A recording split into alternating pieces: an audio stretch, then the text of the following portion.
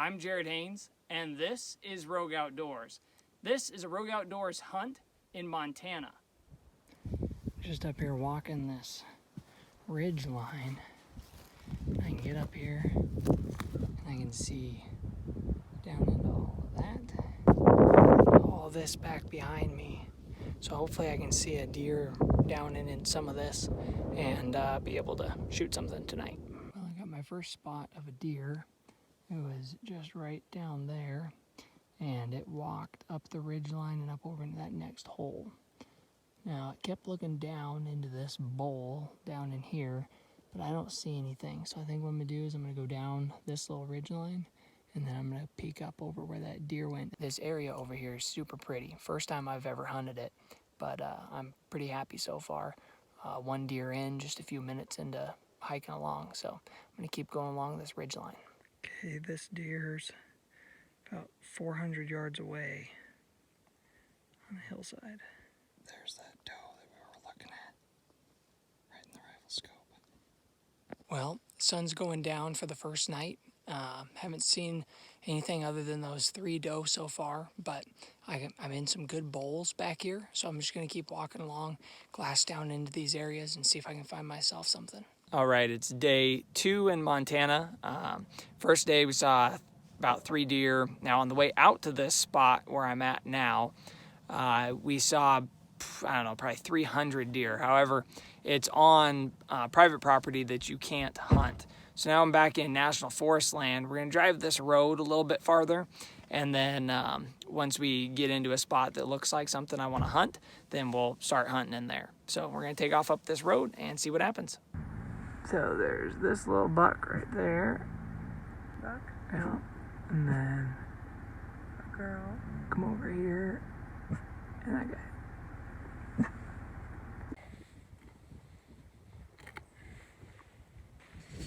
And if we look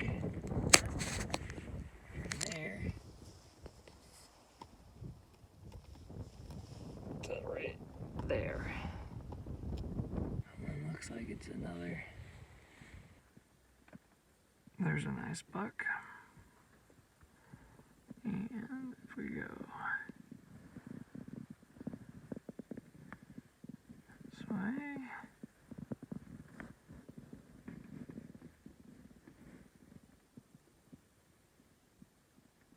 there's another nice buck.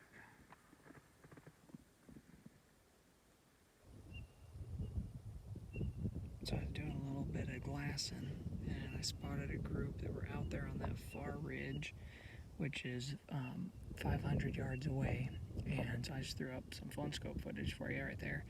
But I'm back in this little bowl, just off of a little main walk-in trail, and spotted them. It ended up actually being 4 doe.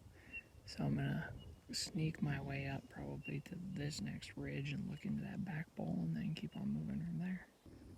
All right, so there's 3 deer right there, and 3 deer right there, just on that opposing ridge, but they're all doe. I was hoping they'd spook up a buck.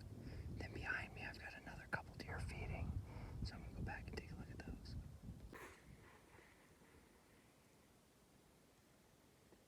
Couple more deer on a different ridge.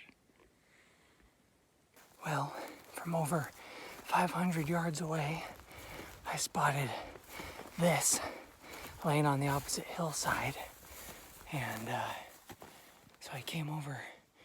I thought it might be an elk shed, but I wasn't sure.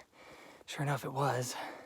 Jumped some deer on the way over, strap this onto the back, and then take it back down and keep hunting. I got about a 45 minutes, hour left of daylight. All right, got it hooked on the back there, and I'm gonna head over this ridge right here and see if I can see some deer down in the bowl. Those deer we saw earlier are just walking up over that ridge right there now. Those 3, they were originally down by that rock right there. But I just came across one of the coolest spots I've ever seen up hunting. So there's these huge rocks, and the soil right here is just super soft. You can see where the deer tracks are.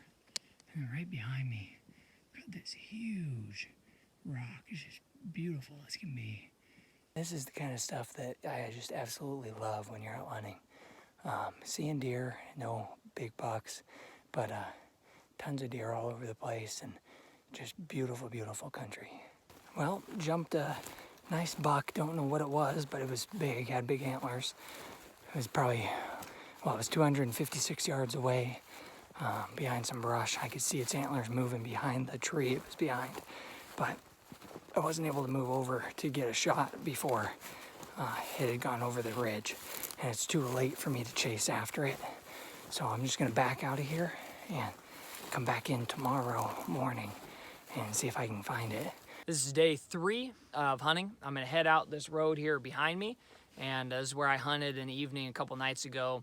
Was seeing quite a few deer, so I'm gonna go down this road, see what I can find. Hopefully get myself a deer. I'm looking anything 2-point or bigger, just fill the cooler and get that meat coming back. That way I've learned a lot about the area. Next time I'm gonna come back just a little bit later in the month when the rut's really started.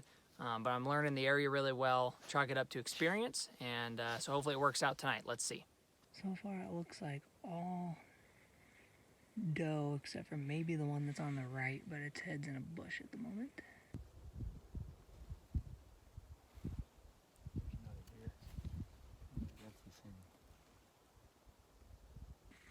So 535 yards away for this 2-point. Just laying there bedded, the doe's up above him. Same one that we saw earlier. Still debating on if I want to shoot it. So Neil suggests that I don't shoot this one. It's a small 2-point, so we're gonna keep walking and see if we can find something a little bigger.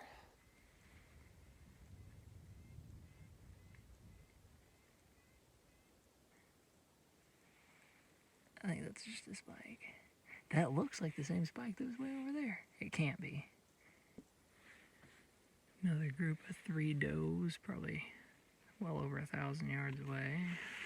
So those deer are approximately 527 yards away. So we're gonna try and sneak up to,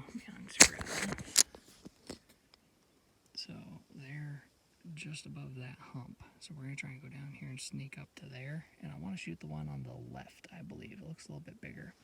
There's a group, the other group of doe, they were down there. Maybe there's something else with them, but they fed over the ridge. And I'm not leaving here with an unfilled tag. So we're gonna go shoot that guy, and hopefully Rob kills something bigger. We'll find out. It's all Neil's guiding surface. That's right. Okay, ready? Yep. I'm gonna shoot him right in the neck.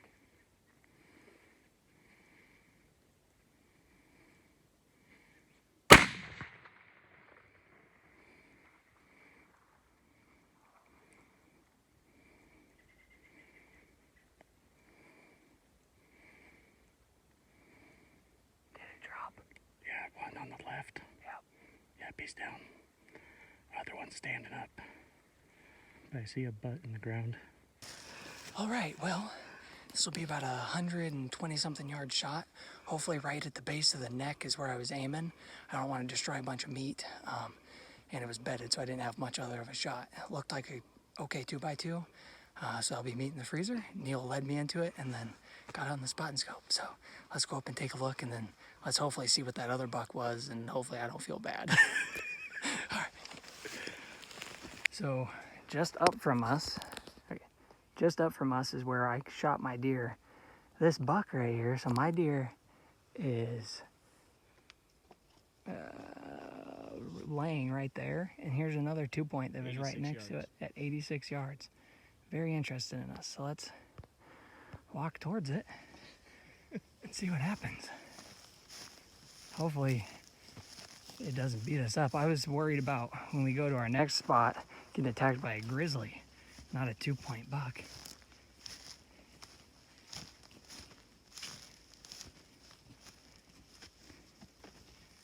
This is crazy. It just can't wind us.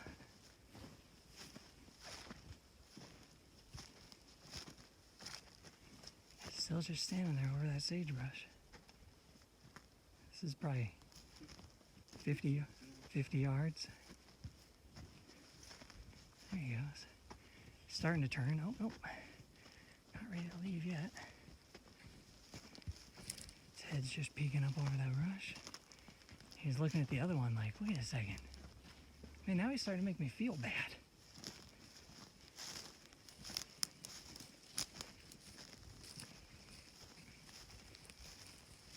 Ah. Ah. Ah. Ah. There it goes. Here's my buck. Never even moved from its bed.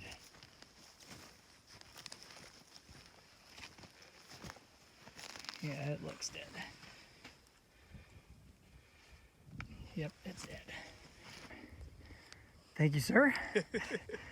We went yesterday all the way down that. The first time you hunt a place, you definitely learn a lot about it. So I'm happy with shooting this, and hopefully we'll get Rob a deer tonight or tomorrow. But that's it. Well, this is the end of my 2020 Montana mule deer season. I still have elk to go, so I'll be changing locations for that. But I found a huge elk shed, saw a lot of bucks. I decided, instead of hunting a bunch more days and possibly not filling my tag, there were two points laying right here, and decided to shoot one of them. So we snuck up close enough and I was able to shoot it. I'm super happy and just blessed to have this opportunity. Neil and Rob were great buddies to have out here and hunt with, and I really appreciate them showing me this area and, you know, giving me the opportunity to learn this with them. My Weatherby carbon mark in 6.5 Creedmoor again did its job. Shot this deer right where I was aiming, just right here at the base of the neck, and it never moved from its bed. So that's a clean, ethical, best case scenario. Again, this is my loaded ammunition that I loaded myself. It's Starline brass and then Sierra bullets. So it's their Game King. So worked like a charm. So we're gonna go ahead and quarter this thing up and take it back to camp, and that'll be my deer good to go. Got it thrown in the pack, and we'll take this load down. I've got one half of it. Neil's got the other half. So we'll see how long it takes us to get back to camp. Should be there right before nightfall. Well, we made it off the hill and we're down onto a cow trail, walking back to camp. Should be probably about a mile, and then we'll be there. And luckily, yesterday, you might have to check, make sure my antlers are still on. Are they there? There. Okay. Kind of tilted, but they're there. Getting stuck on trees. My antlers. I was gonna say, yesterday I had my rifle barrel up, and so I had to be careful everywhere I went. Now I got these little deer antlers.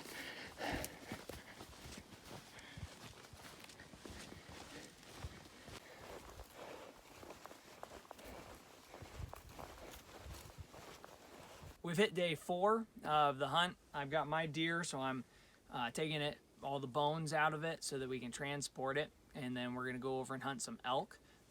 Kimber's enjoying sitting here and chewing on some grass and playing with her bottle. The nights have been a little bit cold. Now we're gonna move to the next spot, hunt some elk, and hopefully catch you up on what's going on over there. We got the deer on day 3, realistically, of me getting to hunt. It was my 4th day of being here, but the 3rd day of actually getting to hunt.